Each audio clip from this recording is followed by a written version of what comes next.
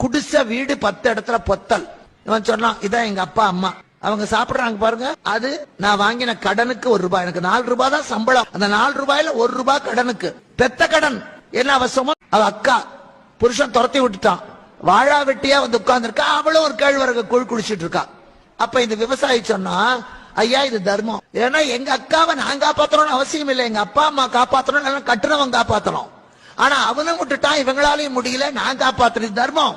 போனான், பொண்டாட்டி குடிச்சிட்டு இருந்தான். ஐயா இது கடமை, பஞ்ச காலத்துல என் பெண்டாட்டி பிள்ளைய நான் தான் காப்பாத்தணும், பக்கத்து வீட்டுக்காரன் வந்து காப்பாத்த மாட்டான், அதனால அவளை நான் காப்பாற்ற வேண்டியது கடமை, கடமைக்கு ₹1. இன்னும் கொஞ்சம் உள்ள போனான், பையன் கூழ் குடிச்சிட்டு இருந்தான்.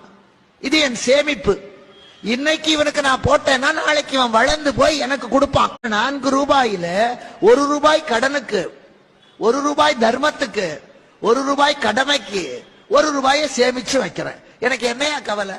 கடன்